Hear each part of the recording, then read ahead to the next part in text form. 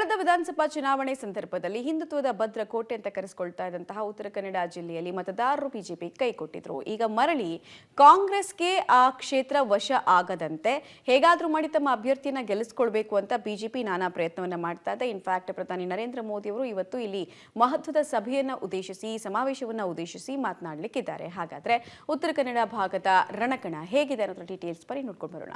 ಕಾರವಾರದಲ್ಲಿ ಮತ್ತೊಮ್ಮೆ ಅರಳುತ್ತಾ ಕಮಲ, ಭದ್ರಕೋಟೆಯಲ್ಲಿ ಮತ್ತಷ್ಟು ಗಟ್ಟಿಯಾಗಿ ಬೇರೂರುತ್ತಾ. ಕಳೆದ ವಿಧಾನಸಭಾ ಚುನಾವಣೆಯಲ್ಲಿ ಬಿಜೆಪಿ ಅಭ್ಯರ್ಥಿಗಳ ವಿರೋಧಿ ಅಲೆಯಿಂದಾಗಿ 6 ವಿಧಾನಸಭಾ ಕ್ಷೇತ್ರದಲ್ಲಿ 4 ಕ್ಷೇತ್ರವನ್ನ ಕಳೆದುಕೊಂಡಿದ್ದ ಬಿಜೆಪಿ ಇದೀಗ ತನ್ನ ಅಸ್ತಿತ್ವವನ್ನು ಉಳಿಸಿಕೊಳ್ಳುವ ಪ್ರಯತ್ನಕ್ಕಿಳಿದಿದೆ. ಬಿಜೆಪಿಯಲ್ಲಿ ಪ್ರಖರ ಹಿಂದುತ್ವ ಇದ್ರೂ ಕೂಡ ಪಕ್ಷದ ಆಂತರಿಕ ಕಲಹದಿಂದ ಪಕ್ಷಕ್ಕೆ ದೊಡ್ಡ ಹೊಡೆತ ಬಿದ್ದಿತ್ತು. ಹೀಗಾಗಿ ಎಲ್ಲವನ್ನ ಸರಿಪಡಿಸಿಕೊಳ್ಳಲು ಮತ್ತೆ ಮೋದಿ ಅಸ್ತ್ರವನ್ನ ಪ್ರಯೋಗಿಸಲಾಗ್ತಾ ಇದೆ. ಕಾರ್ಯಕರ್ತರಲ್ಲಿ ಹುರುಪನ ತುಂಬಲಿಕ್ಕೆ ಮೋದಿಯೇ ಕ್ಷೇತ್ರದ ಕಣಕ್ಕಿಳಿತಾ ಇದ್ದಾರೆ. ಇವತ್ತು ಶಿರಸಿಯ ಮಾರಿಕಾಂಬಾ ಜಿಲ್ಲಾ ಕ್ರೀಡಾಂಗಣದಲ್ಲಿ ಪ್ರಧಾನಿ ನರೇಂದ್ರ ಮೋದಿ 80,000ಕ್ಕೂ ಹೆಚ್ಚು ಜನರನ್ನು ಉದ್ದೇಶಿಸಿ ಮಾತನಾಡಲಿಕ್ಕಿದ್ದಾರೆ. ಈ ಬೃಹತ್ ಬಹಿರಂಗ ಸಭೆಯಲ್ಲಿ ಕೇಂದ್ರ ಸಚಿವ ಪ್ರಹ್ಲಾದ್ ಜೋಶಿ ಸೇರಿದಂತೆ ಹಲವು ನಾಯಕರು ಕೂಡ ಹಾಜರಿರಲಿದ್ದಾರೆ. ಬಿಜೆಪಿಯ ಅಭ್ಯರ್ಥಿ ವಿಶ್ವೇಶ್ವರ ಹೆಗಡೆ ಕಾಗೇರಿ ಪರ ಮತಯಾಚನೆಯನ್ನ ಮಾಡಲಿದ್ದಾರೆ. ಶಿರಸಿಗೆ ಮೋದಿ ಆಗಮನ ಕಾರ್ಯಕರ್ತರಲ್ಲಿ ಇನ್ನಷ್ಟು ಹುರುಪನ್ನು ತುಂಬುತ್ತಾ ಇದೆ. ಕರಾವಳಿ, ಮಲೆನಾಡು, ಬಯಲುಸೀಮೆಯ 8 ವಿಧಾನಸಭಾ ಕ್ಷೇತ್ರದ ಪ್ರಮುಖ ಕಾರ್ಯಕರ್ತರು, ಪದಾಧಿಕಾರಿಗಳು ಮೋದಿ ಅವರನ್ನ ಭೇಟಿಯಾಗ್ತಿದ್ದಾರೆ. ಕೇಂದ್ರ ಸರ್ಕಾರದ ಫಲಾನುಭವಿ ಮಹಿಳೆಯರು ಕೂಡ